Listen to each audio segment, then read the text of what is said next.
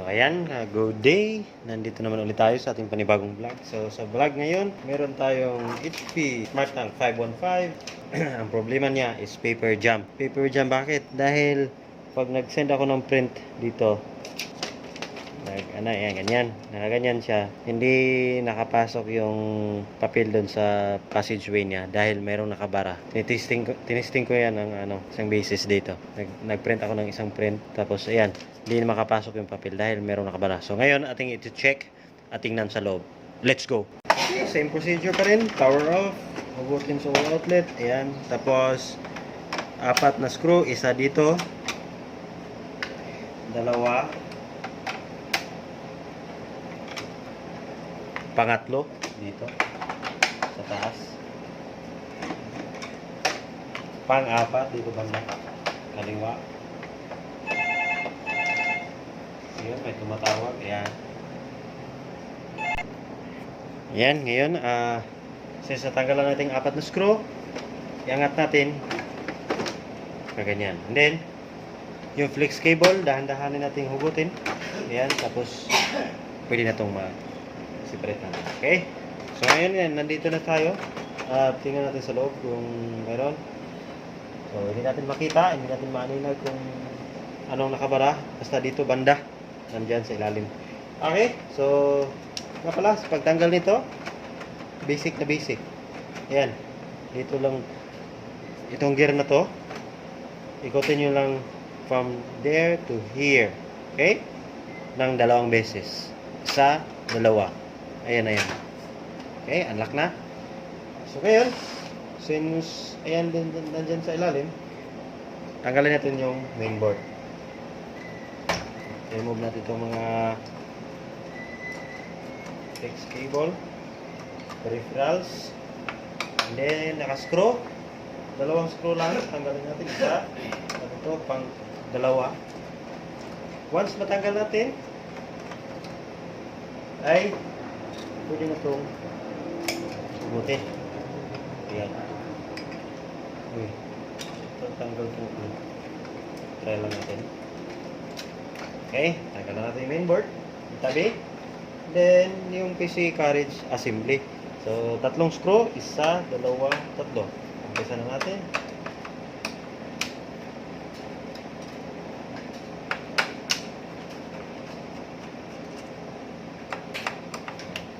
Pangatlo. Okay. Tanggalan natin. Since natanggal na, atin iangat na lang to. Madali lang itong iangat. Okay. O, diba? Merong nakabara. Toothpick. At saka, bala ng stapler. O, paano magkakasya yung papel dyan? Merong nakabara. O, paper jam talaga yan. Okay. Lagay muna natin dito para makita ng customer. At ito, madumi. Ano na natin? Tanggalin.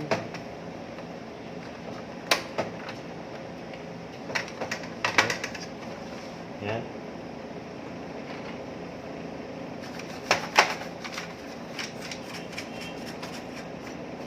Nga pala, pwede pala ito sa ilalim tanggalin. Diba dito yun banda. Ito.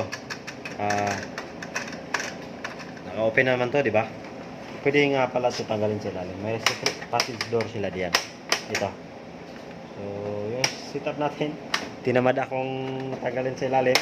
Nakalimutan ko talaga. Kaya, ayan. Inuna kong binaklas lahat. Okay. So, okay naman. Mas maganda nga at mainam na baklasin para alam nyo kung paano ayusin. Okay? Kasi hindi sa lahat ng panahon makukuha mo doon sa door na yon yung mga naka-jump. Okay? Okay.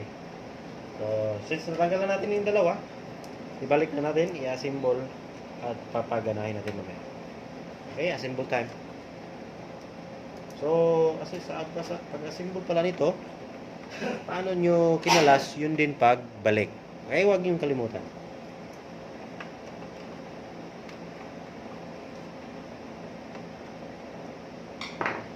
Ayan. lagay nito, unahin mo muna natin dito flex cable, yung GST wire, ito banda, nakalagay, yan. Bakit po inuuna to? Dahil mahirap kung ilagay dito banda once ano na siya eh. Yan, mahirap na siya ilagay. Mahirapan ako. Kung hindi kayo nahihirapan, di gawin nyo na. Wala. Kasi more ways to kill a dog, sabi ika nga. Okay, and then proceed natin sa paglagay ng screw. Dalawang screw. Mabilisan. Ayan. And then lagay ito mga clips dito. Ayan. Ayan. And then itong isa. Dalawa. At power supply. So okay na tayo dyan. Ibalik na natin itong top cover. Yan, flex cable.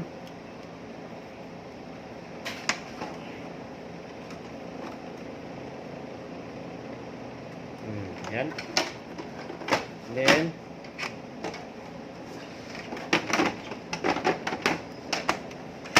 diba? Okay na. So, power up. Testing natin kung gagana. Gagana ating trabaho para maano natin. Nabigay kaagad ito kay customer. Then, ito, flex ko. Ito ang dalawang sanhi ng pagka-paper jam. Dahil dyan, si customer ay nahihirapan. Ay, na-remove na natin. Tanggal na dyan.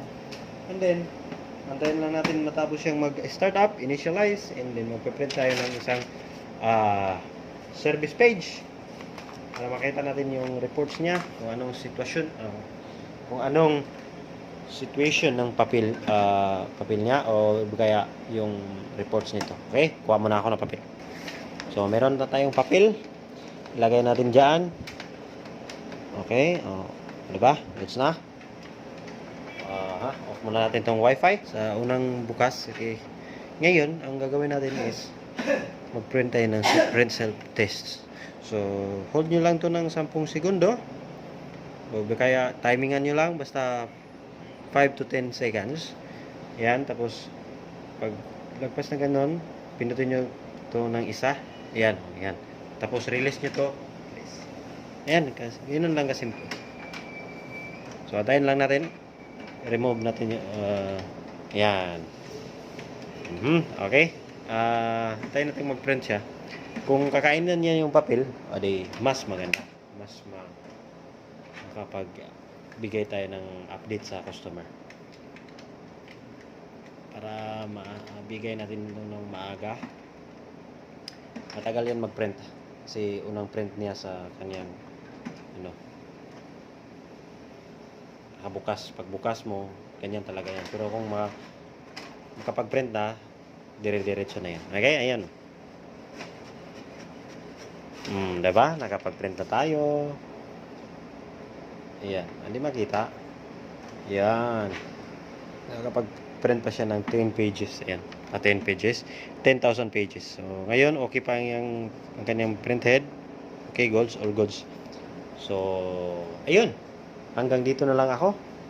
Natapos ko na yung problema niya. Merong naka-jam, kaya nag-paper jam. Alright, so kung nakakatulong sa inyo, baka naman, pa-subscribe. This is Faber Tech and Tips. Magpapaalam na sa inyo. Bye-bye!